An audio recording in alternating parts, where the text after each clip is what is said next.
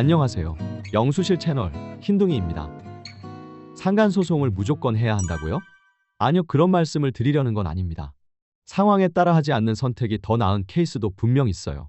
하지만 분명하게 말씀드릴 수 있는 건 아무것도 안 하고 가만히 있어도 좋아질 거라는 기대는 환상에 가깝다는 점입니다. 이 정도에서 용서해주면 괜찮지 않을까요? 시간이 지나면 제 상처도 옅어지지 않을까요? 상담실에서 정말 많이 듣는 말들입니다. 그런데 현실은 우리의 상식적인 바람과는 정반대로 흘러갑니다. 외도는 묵혀둔다고 사라지는 문제가 아니에요. 한쪽은 냉가슴 벙어리 마냥 살아가다 어느새 몸과 마음이 다 망가지지만 그 사이 분류는 점점 더 대담해지기 십상입니다.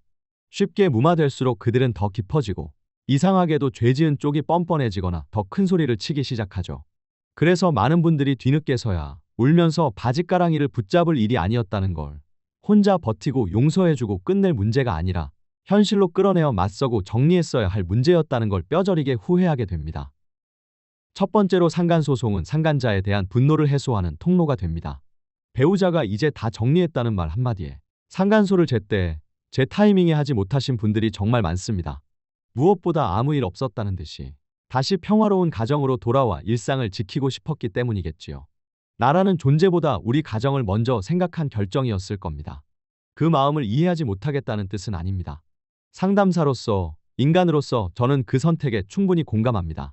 그런데 문제는 그 다음입니다. 시간이 해결해 줄 거라 믿었지만 몇 달이 지나고, 아니, 이미 몇 년이 지난 뒤에 상담실 문을 두드리는 분들이 많습니다. 겉으로는 아무 일 없는 척 살아왔지만 가슴 속에서는 계속 무너지고 계셨던 거예요. 상대는 아무 책임도 지지도 않은 채 잘 살고 있는 것처럼 보이는데 나는 가정을 위해 참고 또 참으며 버텨왔다는 사실. 그 기억이 떠오를 때마다 상간자에게 아무 말도 하지 못하고 스스로를 눌러왔던 자신에 대한 자괴감이 사람을 서서히 무너뜨립니다. 자녀가 있다고 해서 오로지 희생만 해야 하는 부모가 되어야 하는 건 아닙니다. 성인이라고 모든 상황을 견뎌낼 수는 없습니다. 우리는 부모이기 전에 감정을 느끼는 한 사람일 뿐이라는 걸 종종 잊고 살아가는데요. 사람에게는 누구나 참을 수 있는 한계가 있고 그 선을 넘은 인내는 마음을 먼저 무너뜨리고 결국 몸까지 무너지게 합니다. 그래서 상담실에서 만나는 이야기들은 놀라울 만큼 닮아 있습니다. 급격한 체중 변화에 화병, 공황장애, 불면, 우울증, 위장장애, 심지어는 스트레스성 질환이나 암까지 이어지는 경우도 드물지 않죠. 심리적으로 풀리지 않은 분노는 결국 몸으로 내려옵니다. 불교에서는 분노와 억울함을 화살에 비유하기도 해요. 밖으로 제대로 빠져나가야 할 화살이 안으로 향해서 박히면 상처는 안에서 골마 터져나올 수밖에 없습니다. 상간소는 그 화살을 밖으로 빼내는 통로입니다.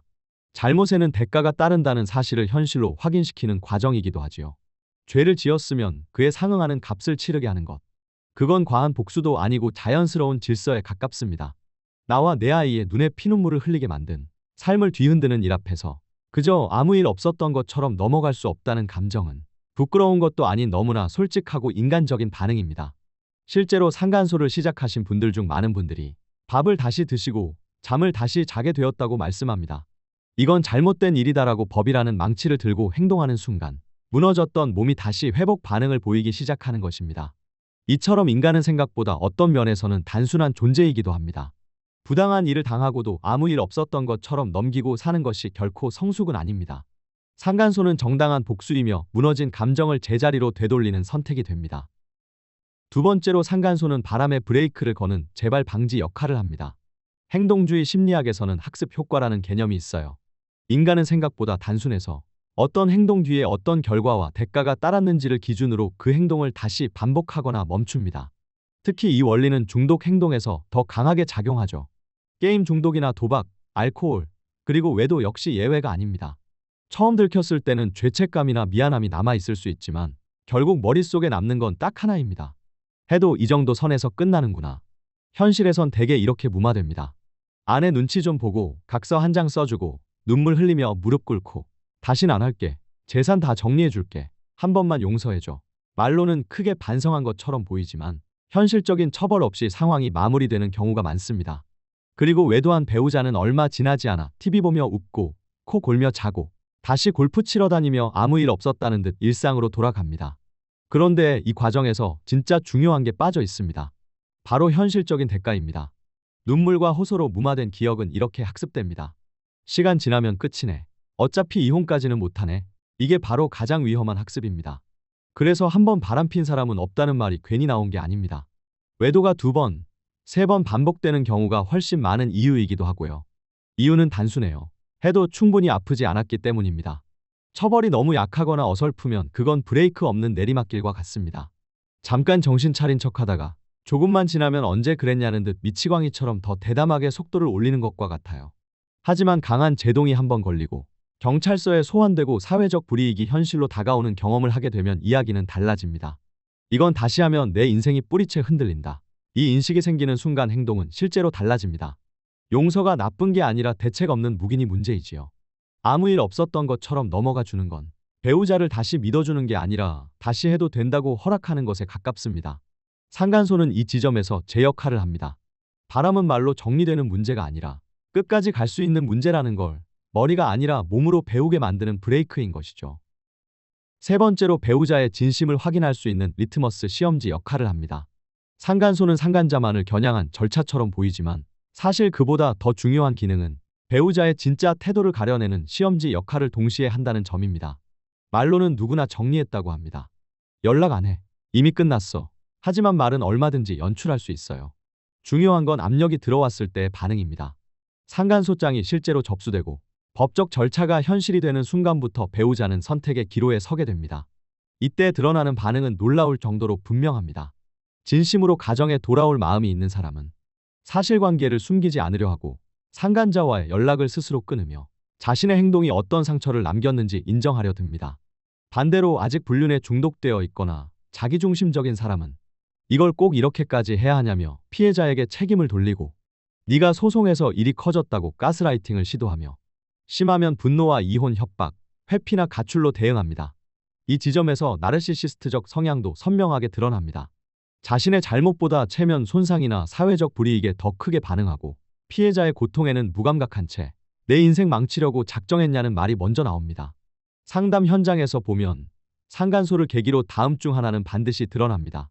아직도 상간자와 입을 맞추며 거짓말을 이어가고 있는지, 불륜 관계를 정리했지만 책임은 지고 싶지 않은 상태인지, 아니면 상간자와 살 계획까지 세워두고 가출을 감행할 준비가 되어 있는지 말입니다. 이건 시간이 지나면 자연스럽게 드러나는 문제가 아닙니다. 오히려 시간만 끌수록 더 교묘하게 숨겨지고 짜맞춰진 거짓 연극 속에서 판단력을 점점 잃게 됩니다. 그래서 상간소가 한편으로 두려울 수도 있습니다. 외도한 배우자가 변할까 봐서가 아니라 진실이 드러날까 봐 두려운 것입니다. 하지만 진실은 늦게 드러날수록 더 잔인한 형태로 돌아옵니다. 차라리 지금 상간소라는 압력을 통해 테스트하고 그 결과를 바탕으로 관계를 유지할 것인지, 철저히 조건을 걸 것인지 혹은 또 다른 차선책을 준비할 것인지 현실적인 대응 전략을 세우는 편이 훨씬 덜 아픕니다. 상간소는 관계를 깨뜨리는 도구가 아니라 이미 깨져 있는 관계의 실상을 명확하게 보여주는 시험지입니다. 그 시험 결과를 보고 나서야 비로소 다음 선택이 가능해집니다. 네 번째로 불륜 관계를 현실로 끌어내는 균열을 만들어냅니다. 상간소를 두고 그게 뭐 그렇게 대단한 거냐라고 말하는 사람들도 있습니다. 하지만 막상 법정이라는 현실 무대 위로 불륜이 올라오는 순간 이야기는 완전히 달라집니다. 그동안 불륜은 늘 어둠 속에서만 유지되었습니다. 호텔 방이나 차 안, 비밀 계정, 지워지는 메시지. 책임도 없고 문제도 없고 결과도 없는 환상 속 관계였죠. 상간소는 그 관계를 햇빛 아래로 끌어냅니다. 이제는 상간자도 외면하고 도망치기는 쉽지 않죠. 변호사를 직접 찾아야 하고 준비 서면을 써야 하고 위자료라는 현금 비용을 계산해야 하는 순간이 옵니다. 소송 초기에 가압류라도 들어가면 그 순간부터는 감정 문제가 아니라 생존과 손실의 문제가 됩니다. 그리고 중요한 점은 이 부담이 상간자 혼자에게만 가지지 않는다는 사실입니다. 상간자는 자연스럽게 유책 배우자에게 손을 내밀게 돼요. 이거 당신도 책임져야 하는 거 아니야? 위자료는 같이 부담해야지 라고요. 그래서 실제로 거짓말로 상간자를 다독이거나 위자료를 대신 내주거나 변호사 비용을 떠안는 배우자들도 종종 있습니다. 하지만 바로 여기서 균열이 시작됩니다. 가정도 끝까지 책임지지 못한 사람이 불륜 상대를 위해 자신의 삶까지 걸고 끝까지 책임을 질 수 있을까요? 현실은 대부분 그렇지 않아요. 처음에는 로미오와 줄리엣처럼 사랑, 연대처럼 보이게 그럴듯하게 버텨봅니다. 그러나 시간이 흐를수록 돈, 사회적 평판, 직장, 가족에게 알려지는 위험 앞에서는 생각보다 쉽게 금이 갑니다. 불륜이 미래일 때는 계속 유지되지만 책임이 되는 순간부터는 무게를 잘 견디지 못합니다. 상간소는 그 관계의 감정 대신 법적 무게를 얻는 장치입니다. 그 무게를 견디지 못하면 관계는 서서히 갈라지게 되죠. 상간자 또한 지금까지 쌓아온 사회적 위치, 직장, 명성을 걸고 이 관계를 끝까지 감당할 각오를 해야 합니다. 대부분은 그 지점까지 가지도 못해요. 상간소는 관계를 억지로 부수는 망치가 아닙니다. 이미 사상루각 같은 불륜이라는 구조물 위에 현실이라는 하중을 올려놓는 일입니다. 그리고 피해자는 그 과정을 통해 자녀 앞에서도 사회 앞에서도 이건 성격 문제가 아니라 명백한 책임 문제였다는 명분과 기록을 남길 수 있게 됩니다. 다섯 번째로, 무너진 주체성과 자존감을 되찾는 과정이 됩니다. 외도는 우연히 일어나는 일이 아닙니다. 그 바탕에는 배우자에 대한 무시와 기만, 그리고 이 사람은 어떻게 나올지 안다라는 암묵적인 전제가 깔려 있어요. 그래서 불륜을 덮어주는 것만으로는 관계의 균형이 회복되지 않습니다. 오히려 침묵과 인내는 주도권을 완전히 상대에게 넘겨주는 결과만 낳을 뿐입니다. 상간소의 본질은 처벌이 아니라 선포여야 합니다. 나는 더 이상 이 관계에서 끌려다니지 않겠다. 나와 내 삶 그리고 가정을 내가 지키겠다. 그 선언을 행동으로 옮기는 순간 무너졌던 주체성은 서서히 되살아나기 시작합니다. 그동안 피해자는 외도 배우자의 말 한마디, 표정 하나에 흔들리며 상황을 버티는 사람이 되어 있었을 겁니다. 하지만 상간소를 진행하는 과정에서는 처음으로 결정하는 위치에 서게 돼요.